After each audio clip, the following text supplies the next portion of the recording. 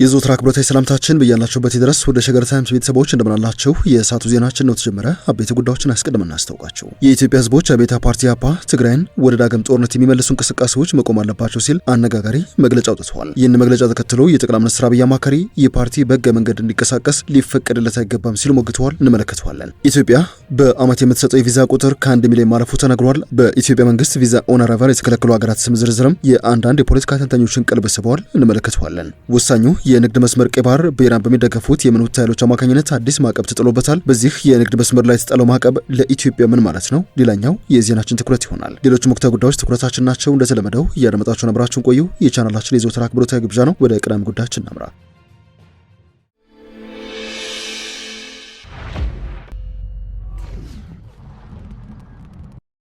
ኢህአፓ ትግራይን ወደ ዳግም ጦርነት የሚመልሱ እንቅስቃሴዎች መቆም አለባቸው ሲል አነጋጋሪ መግለጫ አውጥቷል። የኢትዮጵያ ሕዝቦች አብዮታዊ ፓርቲ ኢህአፓ ሕግ ማስከበርና ሰላም ማስከበር በሚል ሽፋን አዲስ ወታደራዊ እርምጃ ለመውሰድ የሚደረጉ ምክንያት የመፈለግ ጥረቶች ሲል የገለጻቸውን አካሄዶች አስጠንቀዋል። ተቃዋሚ ፓርቲው ዛሬ ባወጣው መግለጫ የፕሪቶሪያ ግጭት ማቆም ስምምነት ዋና መንፈስ ጦርነቱን በዘላቂነት ማቆምና ውዝግቦችን በፖለቲካ መንገድ መፍታት እንደነበር ተከራክረዋል። በማከልም በተለያዩ ወገኖች በፕሪቶሪያ ስምምነት ላይ የአካታችነትና ተዛማጅ ጉድለቶች እንደሚነሱበት ቢታወቅም የስምምነቱ ዋና መንፈስ ግን ጦርነቱን በዘላቂነት ማቆም ፖለቲካ መፍትሄዎች ቅድሚያ መስጠት፣ ተፈናቃዮችን ወደ ቀድሞ ቀያቸው መመለስ፣ ሰብአዊ እርዳታ ማሰራጨትና የተገቡ ግዴታዎችን መወጣት ነበርም ብለዋል። ፓርቲው የፌዴራል መንግስቱ ራሱ የገባውን ቃል በማፍረስ ቀጠናውን ወደ አዲስ ጦርነት ለመመለስ እየሰራ ነው ሲል በመክሰስ ይህንን የፖለቲካ እንቅስቃሴ መነሻ በማድረግ እነዚህ ሂደቶች በፈረንጆቹ 2020 ጦርነቱ ከመቀስቀሱ በፊት የነበረውን የቃላት ምልልስ ይመስላሉ ብለዋል። ይህ የኢህአፓ መግለጫ የተሰጠው እገታ ይቁም፣ ሰላም ይስፈን በሚል መሪ ቃል ባሳለፍነው ቅዳሜ በአዲስ አበባ መስቀል አደባባይ ከተካሄደው ሰልፍ በኋላ ነው። ሰልፉ በአቶ ጌታቸው ረዳና በሌተና ጀነራል ጻድቃን ገብረትንሳኤ የሚመራው የቀድሞ የትግራይ ክልል ከፍተኛ ባለስልጣናትም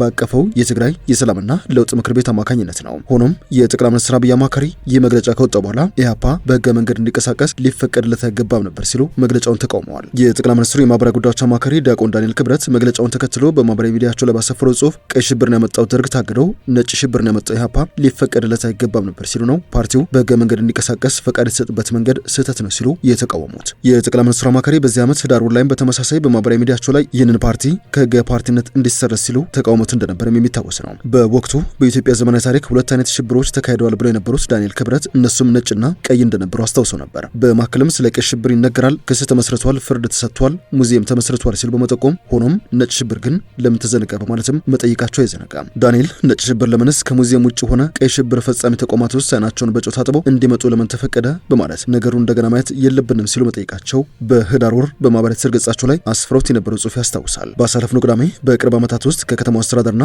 የጸጥታ ባለስልጣናት ፈቃድ ያገኘው የመጀመሪያ ተቃውሞ ሰልፍ የሆነው የትግራይ ሰላምና ለውጥ ምክር ቤት የመራው ህወሓትን የሚቃወመው ሰልፍ በአዲስ አበባና በአካባቢ የሚኖሩ ትግራውያንን ያገናኝ ነበረ። ሰልፎቹ የፕሪቶሪያው ስምምነት ሙሉ በሙሉ እንዲተገበር የጠየቁ ሲሆን በትግራይ ክልል ይፈጸማሉ ያላቸውን አስገዳጅ ወታደራዊ ምልመላ፣ እስራት፣ የወጣቶች መፈናቀልና በሲቪሎች ላይ የሚደርሱ በደሎችን የኮነነ ነበር። የቀድሞው የትግራይ ጊዜያዊ አስተዳደር ፕሬዝዳንትና የስምረት ፓርቲ መሪ ጌታቸው ረዳ ለሰልፈኞቹ አድርገውት በነበረው ንግግር ህገወጥ ያሉት የህወሓት ቡድን በትግራይ ልማትን እያስተጓጉሉና ወጣቶችን በማስገደድ እየመለመሉ ነው ሲሉ መወንጀላቸው የሚታወስ ነው።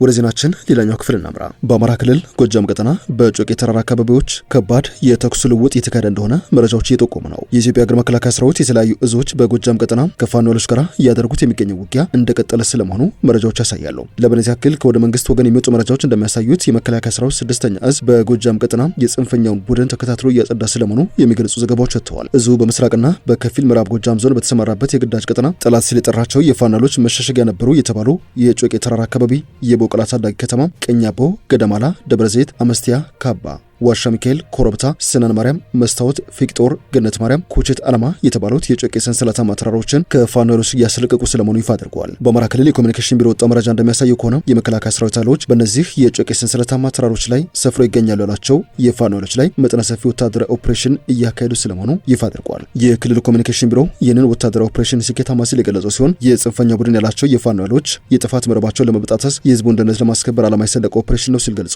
በዚህ ኦፕሬሽን ከፍተኛ የሆነ ሰብአዊና ቁሳዊ ኪሳራ ደርሶባቸዋል ሲልም ዘግቧል። መረጃው አክሎም በዚህ የጮቄ ሰንሰለታማ ተራሮች የተካሄደ በሚገኘው ውጊያ ጽንፈኛ ሲል የጠራቸው የፋኖ ኃይሎች ከፍተኛ የሆነ ሰብአዊና ቁሳዊ ኪሳራ ደርሶባቸዋል ያለ ሲሆን ከጥቃቱ በኋላ ለማምለጥ ያደረጉት ሙከራ ሳይሳካላቸው ቀርቶ በሰራዊቱ ፈጣንና መብረቃዊ ምት ሙሉ በሙሉ ተደምስሷል ሲል ነው ይፋ ያደረገው። የክልሉ ኮሚኒኬሽን ቢሮ በዚህ ዘገባው በርካታ መሳሪያና ተተኳሾችን ጨምሮ ከህዝብና ከተቋማት ተዘርፈዋል ያላቸው ተሽከርካሪዎችን በቁጥጥር ስር ስለመሆናቸው አያይዞ የስራጫቸው ምስሎች ያሳያሉ።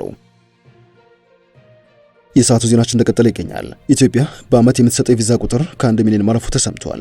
ገደብ ከተደረገባቸው የአምስት ሀገራት ዜጎች በስተቀር ሌሎች የዓለም ሀገራት ቅድመ ፈቃድ አግኝተው በመድረሻ የሚሰጥ ቪዛ ተጠቃሚ እየሆኑ ይገኛሉ ተብሏል። ኢትዮጵያ ተግባራዊ እያደረገች ባለው የተሻሻለ የቪዛ አሰጣጥ ስርዓት ምክንያት በአመት የሚሰጠው የቪዛ ቁጥር ቀደም ሲል ከነበረበት 276,000 ወደ 1 ሚሊዮን ማደጉን የኢሚግሬሽንና የዜግነት አገልግሎት ከፍተኛ ኃላፊ ተናግረዋል። በ2015 የኢትዮጵያ በጀት ዓመት ይሰጥ የነበረው የቪዛ መጠን 276,000 ብቻ እንደነበር አስታውሰው በ2017ና 18 ግን ቁጥሩ ከ1 ሚሊዮን 46,000 በላይ መድረሱን ያስታውሱት። ኢትዮጵያ በዚህ ወቅት በአምስት ሀገራት ዜጎች ላይ ብቻ ገደብ በማድረግ ሌሎች ዓለም ሀገራት ሙሉ በሙሉ ቅድመ ፈቃድ አግኝተው በመድረሻ የሚሰጥ ቪዛ ወይንም ቪዛ ኦን አራይቫል አገልግሎት እየሰጠች ስለመሆኑ የዚህ የኢሚግሬሽንና የዜግነት አገልግሎት ከፍተኛ ኃላፊ አስረድተዋል። ለነዚህ አገልግሎት ብቁ የሆኑ ሀገራትም ተለይተው ላለፉት 2 ዓመታት በላይ ለሚሆን ጊዜ የአገልግሎቱ ተጠቃሚ መሆን እንደቻሉ የጠቆሙ ሲሆን የአገልግሎት በሁለት መንገዶች የሚተገበር ነው ብለዋል። ከነዚህ መካከል አንደኛው ተጓዦች አስቀድመው ጥያቄ አቅርበው ቦሌ ዓለም አቀፍ አውሮፕላን ማረፊያ ወይንም ሌሎች የየብስ ድንበሮች ላይ ቪዛቸውን የሚያገኙበት ነው። ከዚህ ባለፈ በቀጥታ የአየር ማረፊያ በመድረስ ወኪል አገልግሎትን የሚያገኙበት መሆኑን አብራርተዋል። የቪዛ አሰጣጡ ሂደት እንደየሀገራቱ የጸጥታ ሁኔታ፣ የዜጎቻቸው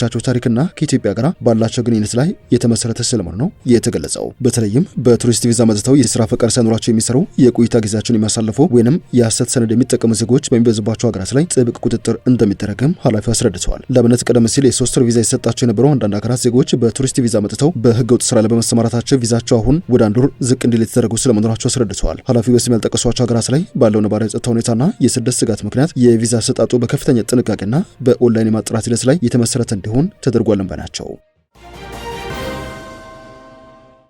ወደ መጨረሻ ጉዳያችን እናምራ።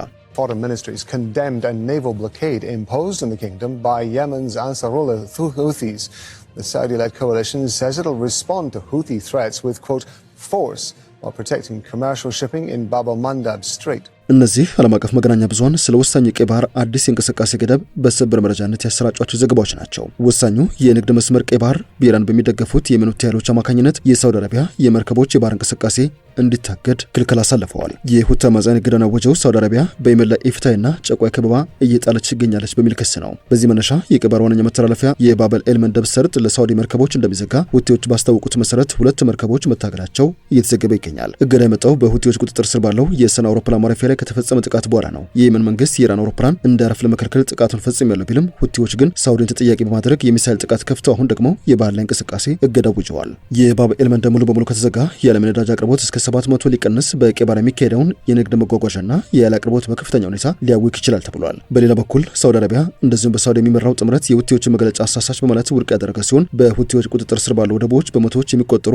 የንግድ መርከቦች አሁንም ያለ እንቅፋት እየገቡና እየወጡ እንደሚገኙ ነው የተዘገበው። ይህ የቀይ ባህር አዲሱ ማዕቀብ እንደ ኢትዮጵያ ያሉ የባህር በር የሌላቸው ሀገራት ምን ማለት ነው? ጠቅላይ ሚኒስትር አብይ አህመድን ጨምሮ የመንግስት ባለስልጣናትና ወታደራዊ መኮንኖች ኢትዮጵያ ወደ ቀይ ባህር መግባት አለባት የሚል ክርክር የምናነሳው በቀጠናው አንዳች አደጋ ቢጋረጥ የ130 ሚሊዮን ህዝብ ጉሮሮ ይዘጋል፣ እኛ እንደ ቀጠናው ግዙፍ ሀገር በዚህ ባህር ላይ የመወሰን መብት ሳይኖረን በመልክዓ ምድር መታሰራችን ነገ እጅግ አደገኛ ጦስ ስለሚያስከትል የሚል መከራከሪያ ደጋግመው አንስተዋል። ተንታኞች እንደሚሉትም ለኢትዮጵያ በቀይ ባህር የሚከሰተውን ቀውስ ከዳር ነው መመልከት ማለት በግጭቱ ላይ ቀጥተኛ ተጽዕኖ ማሳደር ባትችልም የሚያስከትለውን የኢኮኖሚና ስትራቴጂካዊ ተጽዕኖ ግን በፈቃደኝነት መሸከም ማለት ነው ሲሉ ገልጹታል። ኢትዮጵያ የባህር በር ባለቤት ባትሆንም አብዛኛው የውጭ ንግዷ በጅቡቲ ወደብና በቀይ ባህር መስመር የሚንቀሳቀስ ነው። የግልጽ እውነታ በቀጠና የሚፈጠር የመርከብ እንቅስቃሴ መስተጓጎል በቀጥታ ተጽዕኖ ባያሳድርባትም በንግድ ፍሰቷ ላይ ግን ከፍተኛ ጫና ማሳደሩ የማይቀር ነው። የመጓጓዣ ወጪ መጨመር፣ የነዳጅ የምግብና የኢንዱስትሪ ግብዓቶች ዋጋ መጨመር፣ እንደዚሁም ከውጭ የሚገቡ ሆነ ወደ ውጭ የሚላኩ ምርቶች መዘግየት በኢትዮጵያ ኢኮኖሚ ላይ ተጨማሪ ጫና ሊፈጥሩ ይችላሉ ሲሉ ማሳሰቢያ ሰጥተዋል። ወደ ሸገር ታይምስ ቤተሰቦች የሰዓቱ ዜናችን አበቃ። ስላደመጣችሁ ለመሰግንን በያላችሁበት ሰናይ ጊዜ